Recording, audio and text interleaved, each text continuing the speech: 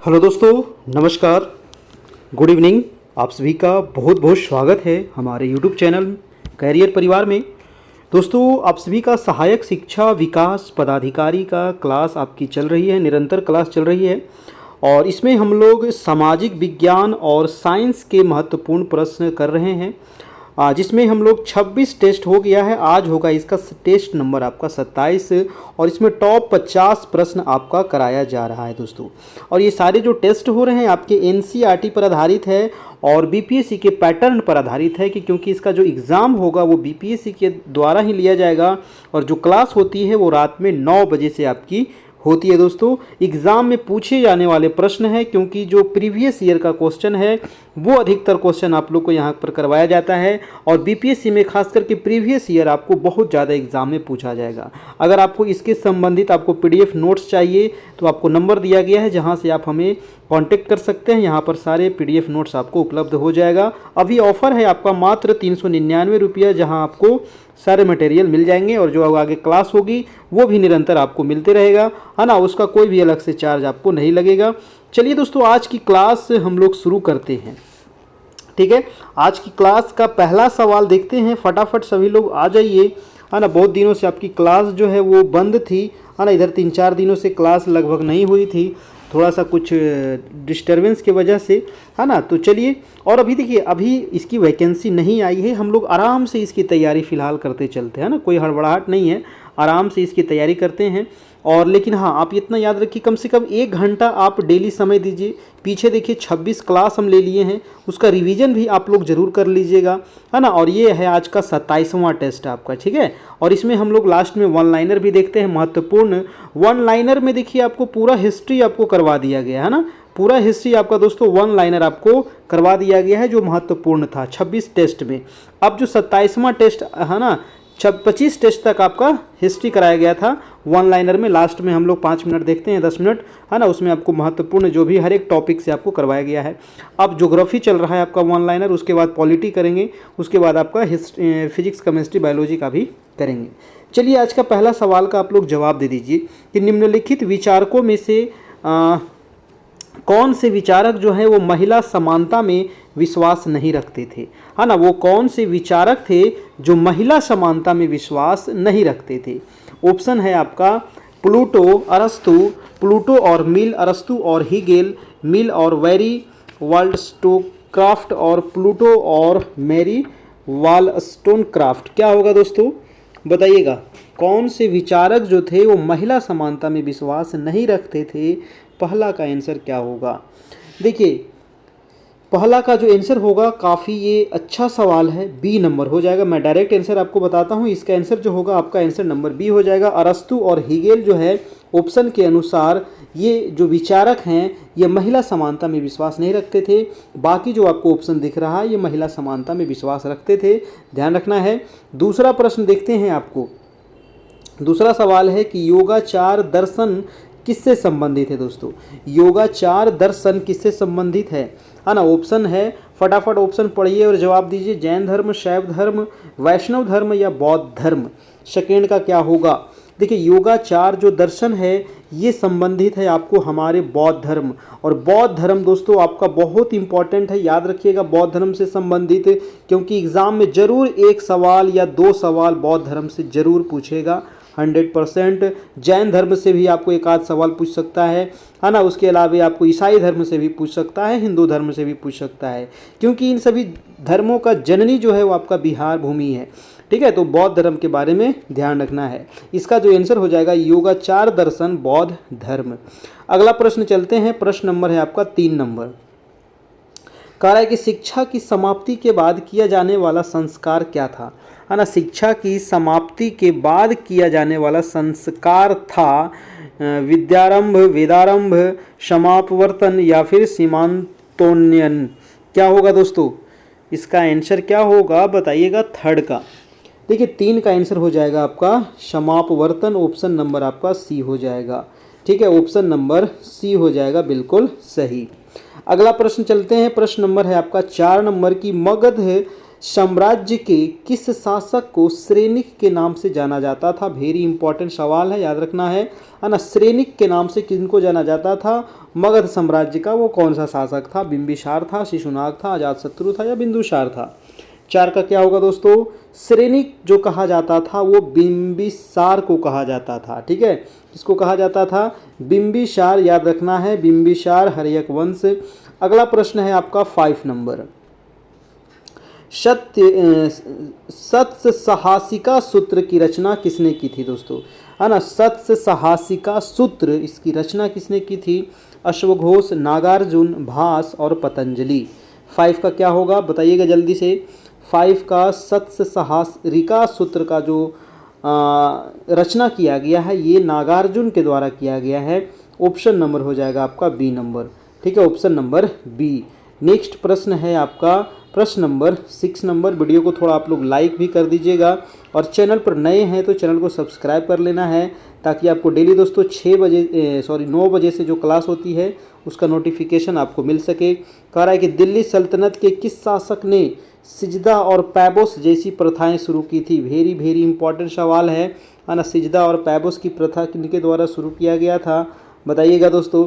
सिजदा और पैबोस की प्रथा, है ना, सिजदा और पैबोस। ये प्रथा क्या था? सिजदा मतलब सर को झुका करके पैर को चूमने की प्रथा थी दोस्तों, है ना। राजा के सामने सर झुकाना है और उसके पैर को चूमना है। तो ये जो प्रथा शुरू किया गया था ये किया गया था आपको बलबन के द्वारा। जी हाँ, ऑप्शन नंबर हो जाएगा आपका बी बलबन। अगला प्रश्न है आपका 7 नंबर।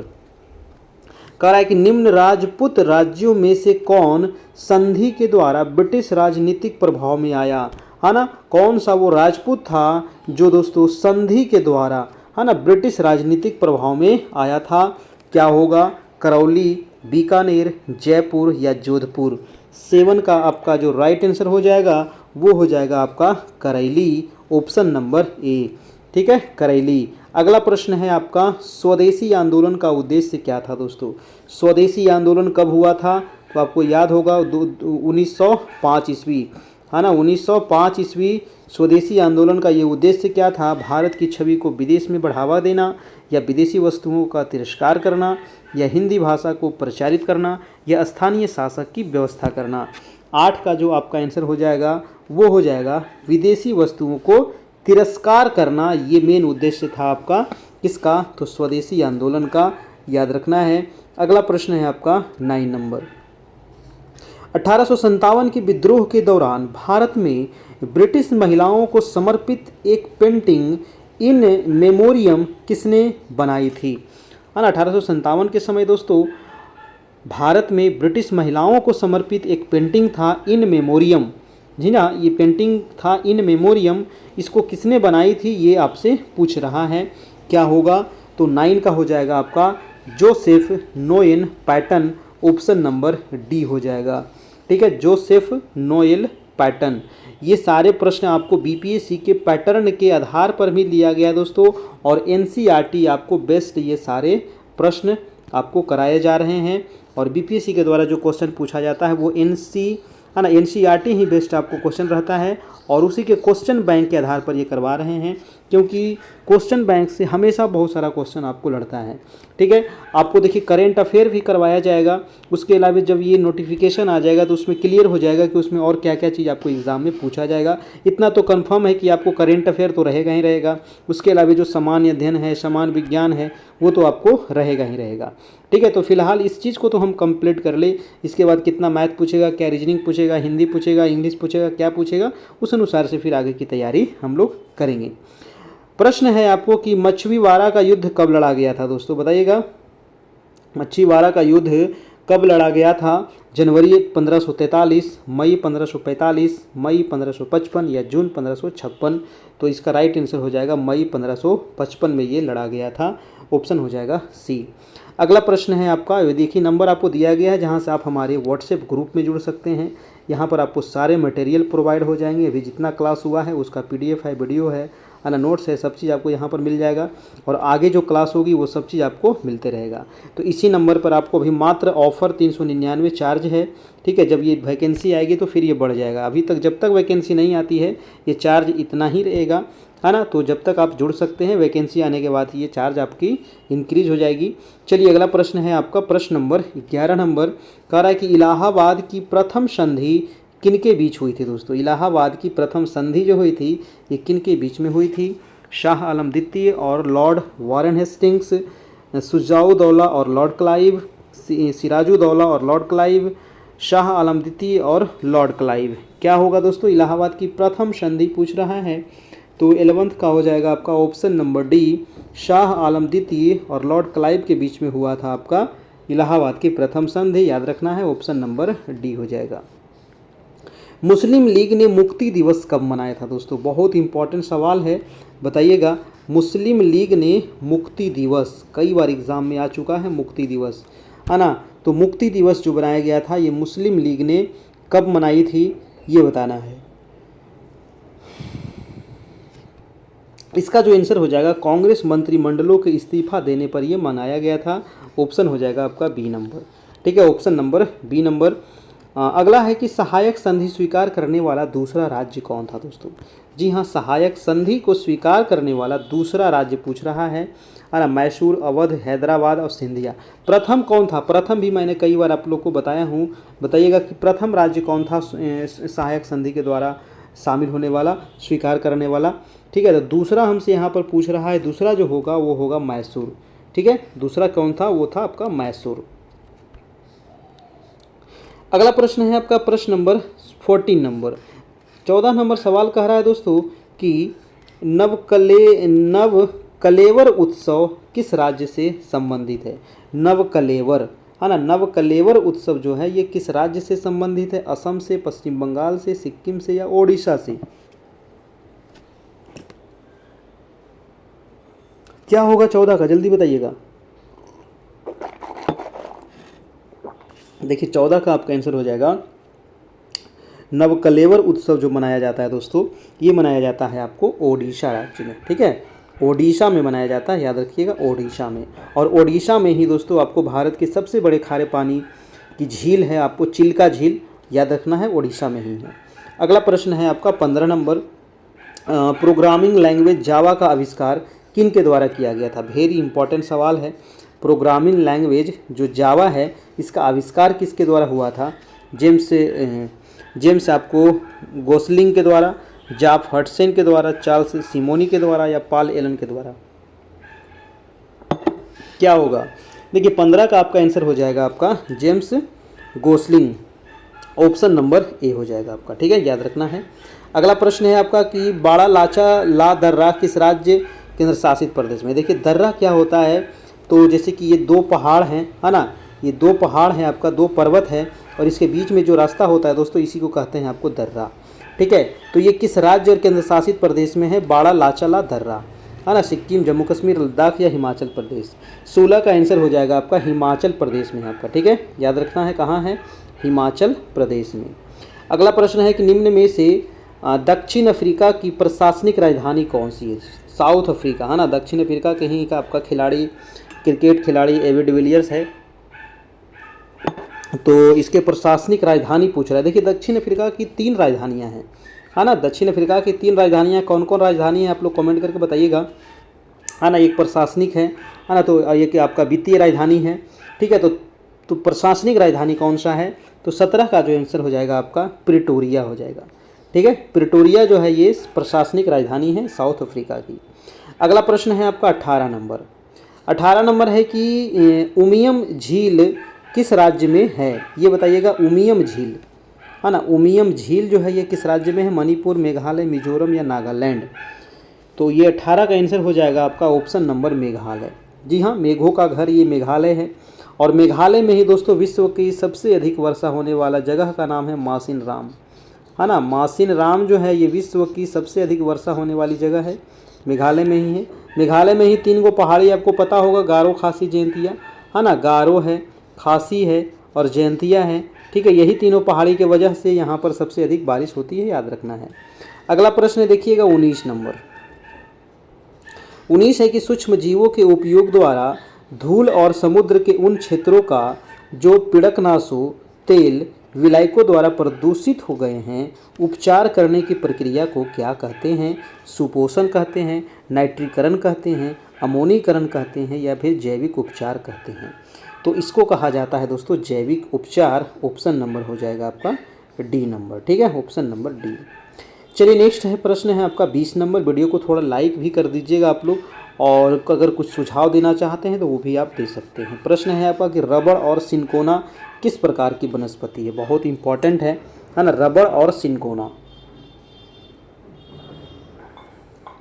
देखिए रबड़, आप भारत में भी रबड़ दोस्तों कर्नाटक, केरल राज्य में पाया जाता है ना, रबड़ का उत्पादन होता है। सिनकोना का आपका पेड़ होता है।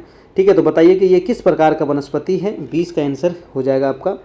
ये जो वनस्पतियां हैं ये तो उष्णकटिबंधीय हैं ही, उसके अलावा ये क्या है? सदाबहार है। सदाबहार का मतलब क्या होता है? उष्णकटिबंधीय सदाबहार। देखिए भारत में इस प्रकार के वनस्पति कहाँ पर मिलेंगे? अगर भारत में खोजना है उष्णकटिबंधीय सदाबहार वन, तो आप चले जाइए दोस्तों, ये पश्चिमी घाट पर्वत, ये है आपका ईस्ट, ये है वेस्ट, और ये है पूर्वी घाट पर्वत, ये है पश्चिमी घाट पर्वत। खास करके कर्नाटक है, केरल है ना, कर्नाटक केरल वाले जो क्षेत्र है यहाँ पर दोस्तों सदाबहार वन पाए जाते हैं। मतलब यहाँ पर सालों भर ये जो वन होते हैं ये हरे भरे रहते हैं, इसके पत्ते नहीं गिरते हैं, थोड़ा थोड़ा कर करके गिरते रहता है, और ये उष्णकटिबंधीय क्षेत्र में आता है। उष्णकटिबंध किसको कहते हैं दोस्तों? तो जैसे देखिए ये हमारा ग्लोब है, 0 डिग्री से लेकर के 23.5 डिग्री नॉर्थ और 23.5 डिग्री साउथ है ना, कर्क रेखा और मकर रेखा का जो बीच का जो क्षेत्र है इसी को कहा जाता है आपको उष्णकटिबंध है ना। इसी को क्या कहते हैं? उष्णकटिबंध कहते हैं, याद रखना है। अगला प्रश्न चलते हैं, प्रश्न नंबर है आपका 21 नंबर। प्रश्न कह रहा है कि निम्न में से कौन सा बंदरगाह एक ज्वारीय बंदरगाह है ना। ज्वारीय बंदरगाह है, पारादीप है, मुंबई है, कांडला है, या कोचीन है। ठीक है, ज्वारीय बंदरगाह किसको कहते हैं दोस्तों? तो बंदरगाह मतलब कि जैसे जो पानी वाले जो जहाज होते हैं वो यहाँ पर आकर के क्या होते हैं? लगते हैं है ना, जो भी सामान होता है उनको उतारा जाता है। जैसे कि बस स्टैंड कैसे होता है जहाँ पर बस जा कर के लगती है, ठीक है, एयरपोर्ट कैसे होता है जहाँ पर हवाई जहाज आकर के लगते हैं, उसी प्रकार से बंदरगाह होते हैं जहाँ पर पानी वाला जहाज आकर के लगते हैं, है कि नहीं। तो ज्वारीय बंदरगाह कौन सा है? तो 21 का हो जाएगा कांडला बंदरगाह। जी हाँ, कांडला बंदरगाह दोस्तों बहुत इंपॉर्टेंट बंदरगाह है, भारत का ये पहला बंदरगाह इसको आप कह सकते हैं। और ये कांडला बंदरगाह जो है दोस्तों ये ज्वारीय बंदरगाह है, और ये कहाँ पर है? तो ये है गुजरात में है ना। ये कहाँ पे है? तो ये है गुजरात में है आपको कांडला बंदरगाह। ठीक है, याद रखना है। ठीक है, पारादीप कहाँ है? ये उड़ीसा में होगा। मुंबई तो मुंबई महाराष्ट्र में है ही, कोचीन आपको केरल में है। अगला प्रश्न देखते हैं, प्रश्न नंबर है आपका 22 नंबर। 22 है कि एलबुर्ज पर्वत श्रेणी किस देश में है? बताइएगा, एलबुर्ज जो पर्वत श्रेणी है ये किस देश में है? तुर्की में है, रूस में है, इटली में है, ईरान में है। तो एलबुर्ज जो है दोस्तों ये हो जाएगा आपका ईरान में है ना। कहाँ है? ये ईरान में पड़ता है, ऑप्शन हो जाएगा डी नंबर। ठीक है, चलिए अगला प्रश्न है कि निम्नलिखित में से किसे जापान का पिट्सबर्ग कहा जाता है? बताइएगा, जापान का पिट्सबर्ग किसको कहते हैं?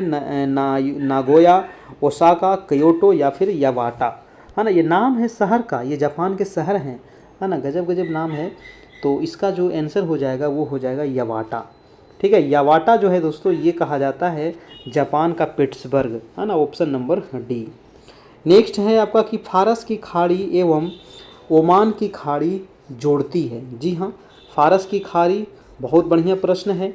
और ओमान की खाड़ी जो है ये किसको जोड़ती है? कौन सी जल संधि है ना। आपको देखिए कई बार बता चुके हैं कि जल संधि है ना किसको कहते हैं दोस्तों? वैसे जलीय दो बड़े भूखंड है ना, वैसे जलीय दो बड़े भूखंड जो एक पतले जलीय रास्ते से क्या हो, दोनों आपस में जुड़ा हो।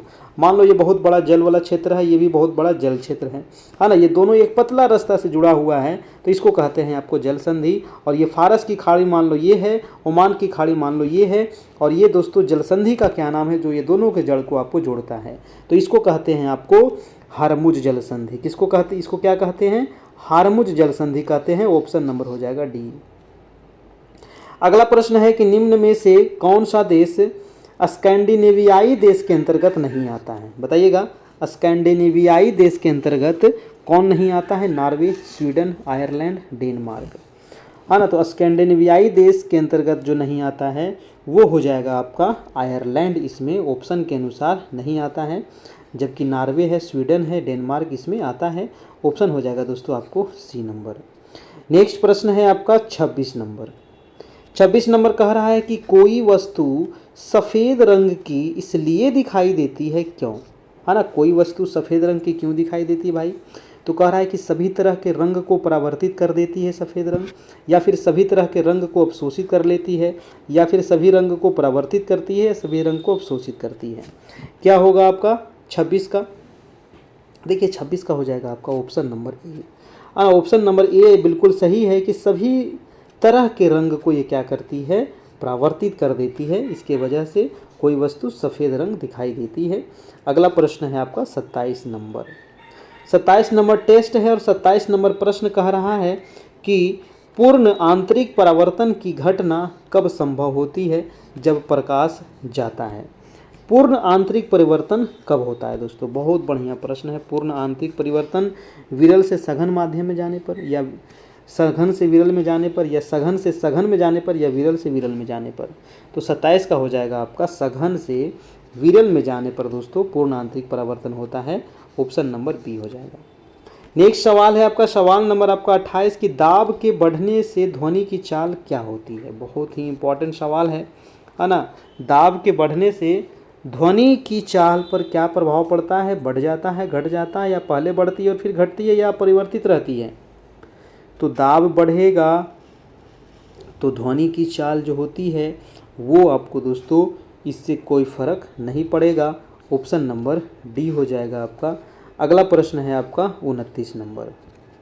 29 कह रहा है कि यदि एक तार की त्रिज्या पहले से आधी कर दी जाए तो प्रतिरोध पहले से कितना गुना हो जाएगा, है ना। किसी तार, कोई जो तार है त्रिज्या यानी कि आर जो है वो पहले से क्या कर दिया गया, आधा कर दिया जाए, तो प्रतिरोध पहले से कितना गुना हो जाएगा, तो वो हो जाएगा आपका 16 गुना। ठीक है, कितना गुना हो जाएगा दोस्तों, आंसर हो जाएगा आपका सी नंबर 16 गुना। अगला प्रश्न है आपका 30 नंबर की फ्यूज तार में होना चाहिए। जो फ्यूज होता है आपके घर में, है ना, फ्यूज तो देखे है ना, तो जो फ्यूज होता है उसका तार किस प्रकार का होना चाहिए, निम्न गलनांक होना चाहिए, उच्च प्रतिरोध, उच्च गलनांक, निम्न प्रतिरोध, निम्न गलनांक, निम्न प्रतिरोध, उच्च गलनांक, उच्च प्रतिरोध। तो फ्यूज का जो तार होता है दोस्तों वो होना चाहिए आपका निम्न गलनांक और उच्च प्रतिरोध होनी चाहिए। ऑप्शन नंबर ए हो जाएगा। ठीक है, 30 का हो जाएगा आपका ए नंबर, निम्न गलनांक और उच्च प्रतिरोध। अगला सवाल है आपका 31 नंबर की निम्नलिखित में से कौन एकल परमाणुक गैस है दोस्तों, है ना। एकल परमाणुक गैस कौन सी है, क्लोरीन, नाइट्रोजन, आर्गन या हाइड्रोजन। तो एकल परमाणुक जो गैस है वो हो जाएगा आपका आर्गन। ठीक है, argon, option number C number. और हमारे वायुमंडल में अगर अक्रिय गैस सबसे अधिक मात्रा में जो है वो आर्गन ही है ना, ये आपको ध्यान रखना है। सबसे अधिक मात्रा में कौन सी अक्रिय गैस है, वो आर्गन है। ऑप्शन नंबर सी हो जाएगा। ठीक है, चलिए, और आर्गन कितना है हमारे वायुमंडल में, तो 0.93% है, याद रखना है। अगला प्रश्न है आपका कि पोजिट्रॉन की खोज किसने की थी, है ना। पोजिट्रॉन की खोज किसने की थी बताइएगा। गोल्डस्टीन ने, चैडविक ने, युवाना ने, एंडरसन ने। कई बार भी एग्जाम में आया है ये क्वेश्चन, पोजिट्रॉन की खोज। तो पोजिट्रॉन की खोज किया गया है एंडरसन के द्वारा, याद रखना है। ऑप्शन नंबर डी हो जाएगा।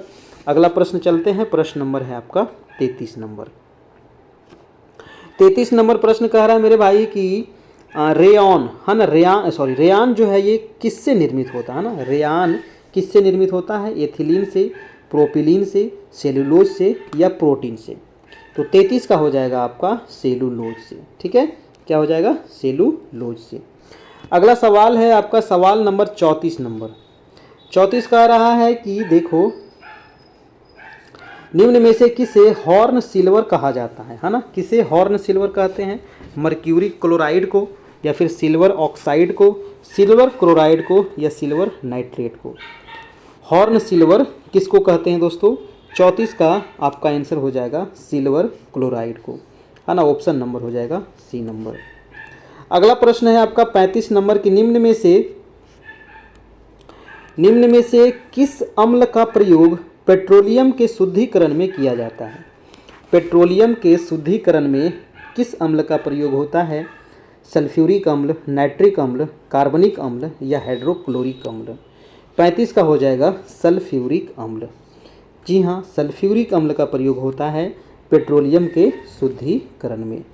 अगला सवाल है कि मेढक निम्न में से किसके द्वारा श्वसन करते हैं। जी हाँ, सांस लेते हैं, है ना। मेढक, जो मेढक होते हैं दोस्तों, वो किसके द्वारा सांस लेते हैं। ट्रेकिया के द्वारा, फेफड़ा के द्वारा, त्वचा के द्वारा, बी और सी दोनों के द्वारा।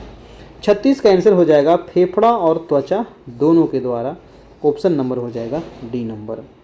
अगला सवाल है दोस्तों आपका कि किस संघ के जंतुओं में पुनरुत्पादन की विशेष क्षमता होती है। जी हाँ, वो किस संघ के जंतु है जिनमें पुनरुत्पादन की विशेष क्षमता होती है। इकाइनोर्डमेटा, अर्थोपोडा, एनिलिडा या फिर सिलेंट्रेटा। 37 का हो जाएगा आपका इकाइनोर्डमेटा हो जाएगा। Option number A number. ठीक है।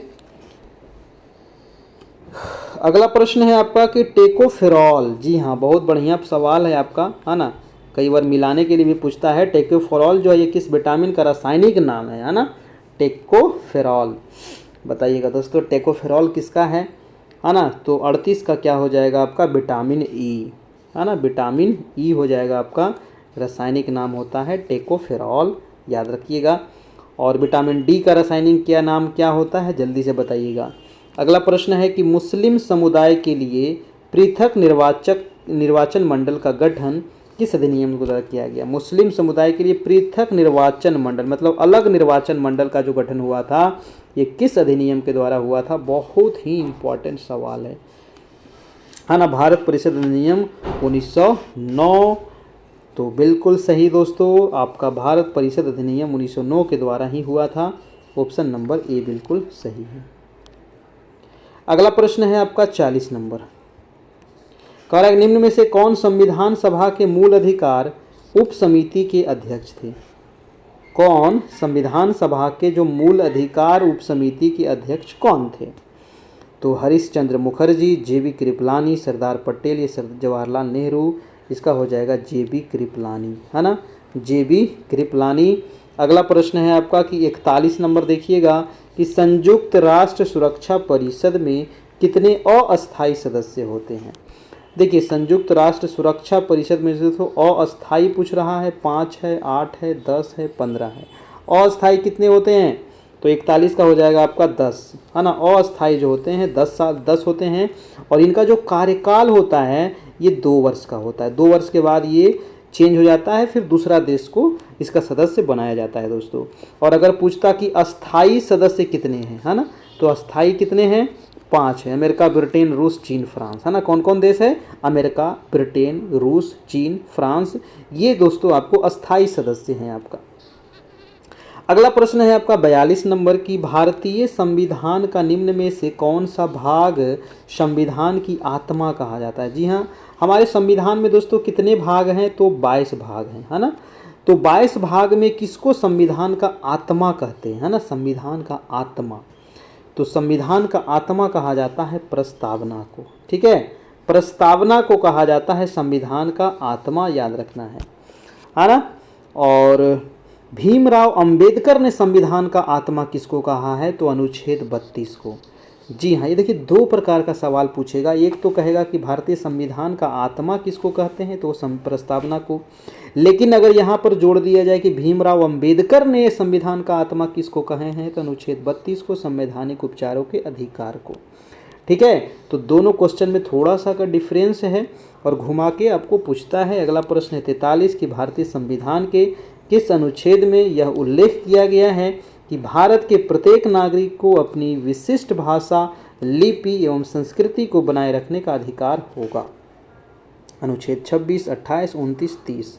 43 का आपका आंसर हो जाएगा अनुच्छेद 29 में ये बातें कही गई दोस्तों, अनुच्छेद 29 में। ठीक है, अगला प्रश्न है आपका 44 नंबर। 44 नंबर सवाल है कि वित्त आयोग के अध्यक्ष व सदस्यों की नियुक्ति किसके द्वारा की जाती है। वित्त आयोग के अध्यक्ष और सदस्य की नियुक्ति जो होती है ये किसके द्वारा होती है, संसद, राष्ट्रपति, प्रधानमंत्री या लोकसभा के अध्यक्ष के द्वारा। तो ये होता है दोस्तों आपको राष्ट्रपति के द्वारा। ऑप्शन नंबर हो जाएगा बी नंबर। ठीक है, राष्ट्रपति पति के द्वारा। अगला सवाल देखिएगा, सवाल नंबर है आपका 45 नंबर।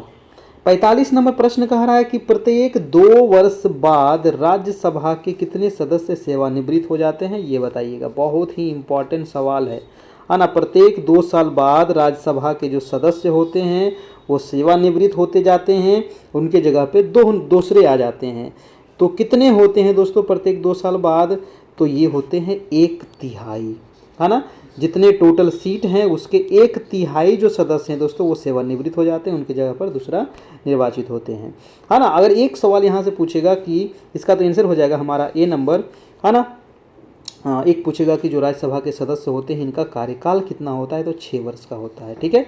राज्यसभा के सदस्य का कार्यकाल होगा 6 वर्ष का। अगर एग्जाम में पूछेगा कि राज्यसभा का कार्यकाल कितना होता है, तो राज्यसभा कभी भंग नहीं होता है, तो राज्यसभा का कोई कार्य नहीं होता है। इसका आंसर हो जाएगा 0, है ना। इसका आंसर हो जाएगा इनमें से कोई नहीं, है ना। राज्यसभा का कार्यकाल नहीं होता है, कभी भी राज्यसभा भंग नहीं होता है, याद रखना। इसके सदस्य का जो कार्यकाल होता है 6 साल होता है, और प्रत्येक 2 साल पर 1/3 जो सदस्य होते हैं वो सेवानिवृत्त होते जाते हैं।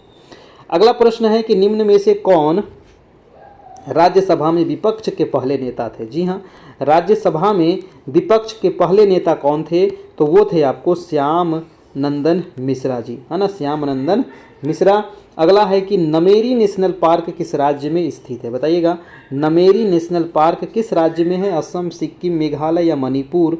47 का हो जाएगा असम में है, ठीक है। असम में है आपको नमेरी नेशनल पार्क, और असम में ही है आपको मानस, है ना। मानस भी जो है दोस्तों ये कहाँ है? असम में ही है, याद रखना है। अगला प्रश्न है आपको 48 नंबर। और वीडियो अच्छा लग रहा है तो भाई साहब सब लोग लाइक कर दीजिएगा दबा के, अपने दोस्तों को भी शेयर कर दीजिएगा, और चैनल पर नए होंगे तो सब्सक्राइब जरूर कर लीजिएगा, आने वाला वीडियो आपको मिलते रहेगा। किन वस्तुओं पर मांग और आपूर्ति का नियम लागू नहीं होता है? जी हाँ, बहुत बढ़िया प्रश्न है दोस्तों। कौन सा वस्तु है जिस पर मांग और आपूर्ति का नियम लागू नहीं होता है ना। विलासिता के वस्तुएं, या फिर गिफिन वस्तुएं, या फिर निम्न स्तरीय वस्तुएं, या फिर सामान्य वस्तुएं? 48 का हो जाएगा आपका गिफिन वस्तुएं पर ये नियम लागू नहीं होता है, मांग और आपूर्ति का आपका, ठीक है। चलिए अगला प्रश्न है आपका 49 नंबर।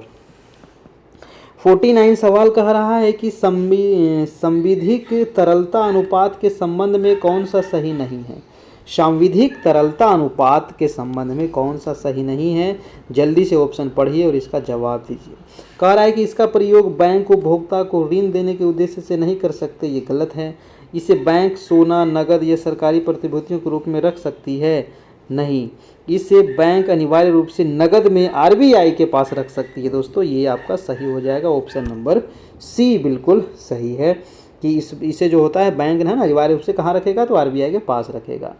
अगला प्रश्न है दोस्तों कि फ्रेंच गुआना, है ना, फ्रेंच गुआना की राजधानी कहाँ है? वेरी इंपॉर्टेंट सवाल है, बताइएगा, है ना। राजधानी भी एक आगो कभी कभी बीच बीच में ढुका देता है ना। तो फ्रेंच गुआना की जो राजधानी है वो राजधानी है आपको कायन, है ना। कहाँ है?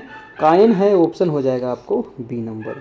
तो ये 50 प्रश्न हो गया और कुछ महत्वपूर्ण। चलिए अब वन लाइनर देख लेते हैं, है ना।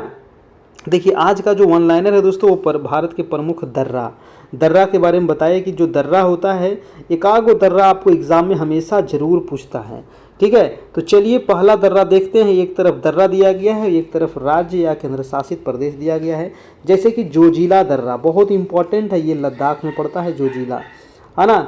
जोजिला और बुर्जिल ये 2 दर्रा जो है, ये जोजिला जो है और लद्दाख में है। काराकोरम जो है ये जम्मू कश्मीर में दर्रा है। पिरपंजाल दर्रा आपको ये भी जम्मू कश्मीर में है। बनिहाल दर्रा ये भी जम्मू कश्मीर में है।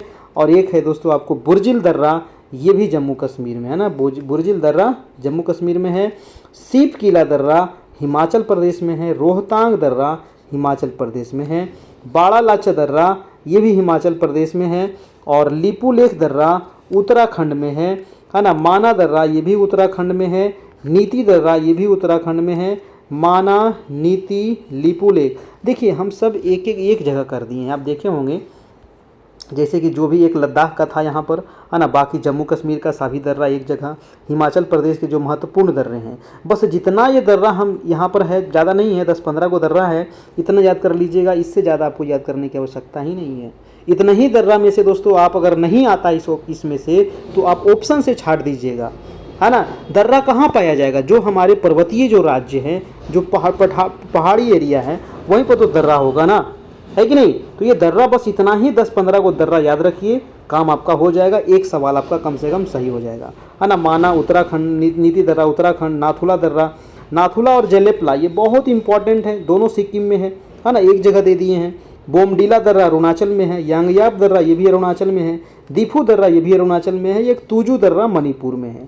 इतना दर्रा भी आप याद रखिएगा। तो यहाँ से ऑप्शन अगर नहीं भी आता है तो ऑप्शन के आधार पर आप छाट सकते हैं कि अच्छा ये तो दर्रा उस राज्य में था, है ना, तो आप इस आधार पर छाट सकते हैं। ठीक है, चलिए कुछ और महत्वपूर्ण प्रश्न है, जैसे कि तिब्बत से शिमला को कौन सा दर्रा जोड़ता है ना। तिब्बत से शिमला को कौन सा दर्रा जोड़ता है? तो तिब्बत से शिमला को जोड़ने वाला जो दर्रा है वो हो जाएगा आपका सीप किला दर्रा। भारत को म्यांमार से जो जोड़ता है वो तुजू दर्रा है, और श्रीनगर को गिलगिट से जो जोड़ता है ये बुर्जिल दर्रा है ना। ये जोड़ने वाला भी पूछता है दोस्तों, बहुत इंपॉर्टेंट है ना, इसको कभी मिस मत करिएगा, है ना। यहाँ से एक आध सवाल आपको जरूर एग्जाम में घुसा देता है। तो भारत का सबसे ऊंचा दर्रा पूछ लेगा तो ये काराकोरम दर्रा है ना। और भारत की सबसे ऊंची चोटी है माउंट एवरेस्ट, सॉरी विश्व की सबसे ऊंची चोटी है माउंट एवरेस्ट।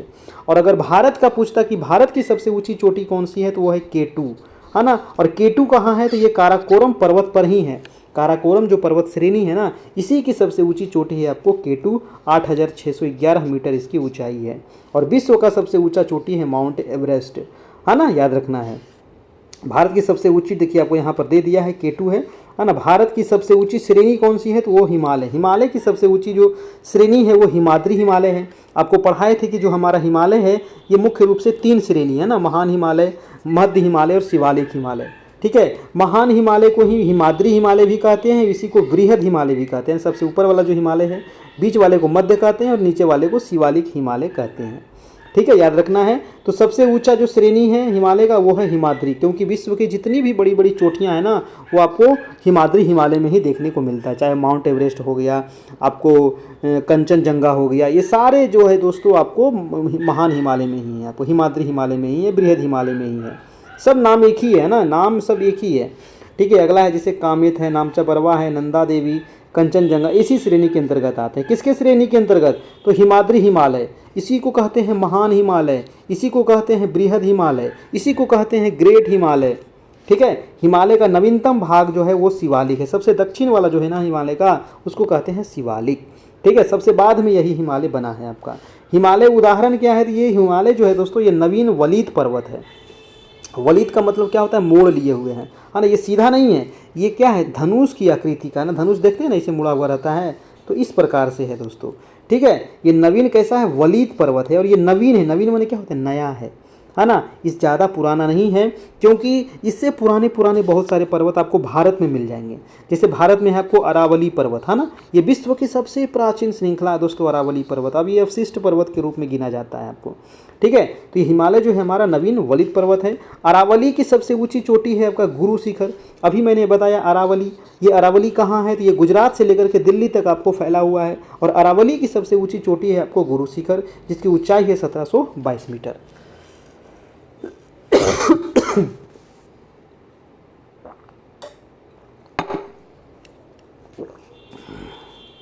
देखिए अगला प्रश्न है आपका कि उत्तर भारत को दक्षिण भारत से अलग करता है विंध्याचल। विंध्याचल पर्वत कहाँ पर ही है? आपके पास मैप होना बहुत ज़रूरी है। जैसे ये तो हो गया अरावली, है ना। अरावली के नीचे देखिएगा यहाँ पर होगा मालवा का पठार, है ना। मालवा के नीचे होगा आपको विंध्य पर्वत, है ना। इसी को कहते हैं विंध्याचल पर्वत। ठीक है, अरावली है, मालवा का पठार है, फिर विंध्याचल पर्वत है, यहीं पर सतपुरा है ना। यहीं पर आपको और भी कुछ कुछ हिमालय है, ये पश्चिमी घाट पर्वत हो गया। ठीक है, तो याद रखना है आपको। ठीक है, तो विंध्याचल हो जाएगा। अगला है कि मैकाल पहाड़ी की सबसे ऊंची चोटी है अमरकंटक, है ना। अमरकंटक कहाँ पड़ता है दोस्तों?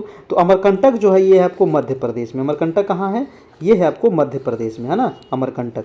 और यहीं से महत्वपूर्ण दोस्तों 3 नदी निकलती है अमरकंटक से, है ना। सोन नदी, नर्मदा नदी और ताप्ती नदी भी यहीं थोड़ा सा बगल से निकलती है अमरकंटक से ही, है ना। नर्मदा नदी, सोन नदी, आपको महानदी, सब ये नदियाँ, महानदी भी इसी से निकलती है। हाँ, महानदी जो निकलती है ये आपको अमरकंटक होते हुए, छत्तीसगढ़ होते हुए, आपको दोस्तों उड़ीसा होते हुए बंगाल की खाड़ी में गिर जाती है। और दक्षिण भारत की सबसे लंबी नदी कौन सी, तो गोदावरी नदी है। और पश्चिम की दिशा में बहने वाली सबसे लंबी नदी हो जाएगा नर्मदा नदी। जी हाँ, पश्चिम की दिशा में बहने वाली, है ना, पश्चिम की दिशा में, जैसे ये है आपको अमरकंटक, है ना, ये अमरकंटक है, ये पश्चिम दिशा में बह रहा है, इधर है पश्चिम, इधर है पूर्व, तो ये पश्चिम दिशा में बहने वाली सबसे लंबी नदी है नर्मदा नदी। ठीक है, याद रखना है। और सोन नदी किधर चल जाता है, सोन नदी चल जाता है उत्तर की ओर, और बिहार में आकर के दोस्तों गंगा से मिल जाती है। महानदी चल जाती है आपको पूर्व की ओर। तो यहाँ से 3-3, 4-4 नदियाँ निकल रही है ना, ध्यान रखना है। चलिए, तो ये कुछ महत्वपूर्ण प्रश्न थे। कैसा लगा आप लोग को बताइएगा, और हमारे क्लास में आप जुड़ जाइएगा दोस्तों, ग्रुप में, है ना। यहाँ पर और भी आपको जो भी जानकारी होगा सब चीज़ आपको यहाँ पर जानकारी मिलते रहेगा।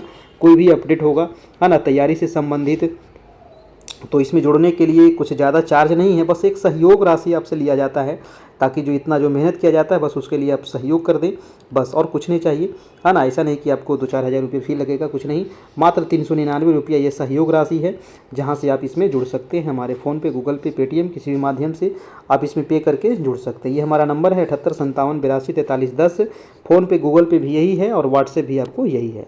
तो एक चीज़ याद रखना है कि जो भी लोग इसमें पे करेंगे ना, तो ये स्क्रीनशॉट आप हमें व्हाट्सएप जरूर कर दीजिएगा, क्योंकि पता चलेगा कि हाँ आपने पेमेंट कर दिया है ना। उसके बाद मैं आपको ऐड कर दूंगा। ठीक है, तो ये हमारा चैनल है कैरियर परिवार, इसको आप लोग सब्सक्राइब भी कर लीजिएगा, जो भी अपडेट होगा आपको मिलते रहेगा। ठीक है, कोई भी मंथली चार्ज आपको नहीं लगेगा, है ना, एक बार आपको पे करना है, कोई मंथली चार्ज नहीं, 1 भी रुपया नहीं, है ना, ये ध्यान रखिएगा। ठीक है, चलिए, और अपने दोस्तों को भी शेयर कर दीजिएगा, हाँ ना, जहाँ तक होगा मैं आप लोग को पूरी तैयारी करवाऊँगा, क्योंकि देखिए हमारे यहाँ ना पिछले 4-5 साल से हम तैयारी करवा रहे हैं, और जिसमें हमारा प्रधान शिक्षक, हमारा प्रधानाध्यापक, उसके अलावा एस्टेट की तैयारी हुई, उसके अलावा बीपीएससी, है ना, बहुत सारी चीज़ों का तैयारी करवाएं, और हज़ारों लोगों का प्रधान शिक्षक में रिजल्ट हुआ, हज़ारों लोगों का दोस्तों आपको बीपीएससी में हुआ, है ना। अभी जो ज्वाइनिंग की है ना, कल भी कई लोग फ़ोन आया कि सर आपके यहाँ से पढ़े, हमारा बीपीएससी में हो गया, जबकि हम इधर देखिए टीआरई 3 नहीं पढ़ाए हैं ना, टीआरई 1 और टीआरई 2 से पढ़ करके बहुत सारे लोग निकल रहे हैं।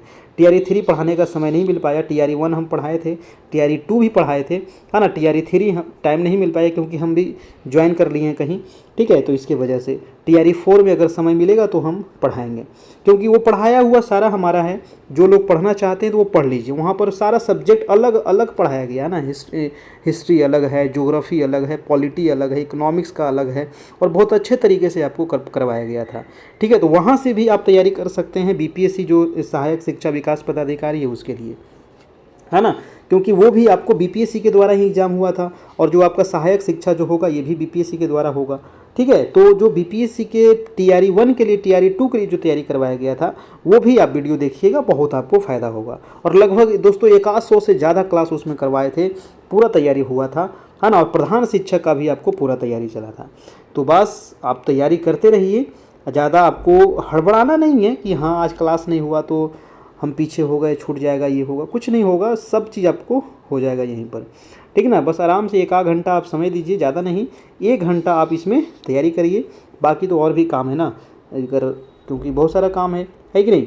तो फिलहाल ज़्यादा समय नहीं देना है, मात्र 1 घंटा आपको देना है, और फिर आप तैयारी हो जाएगा, धीरे धीरे लगे रहिए। थैंक यू, फिर मिलते हैं कल इसी समय इसी चैनल पर, तब तक के लिए गुड नाइट, थैंक यू, धन्यवाद।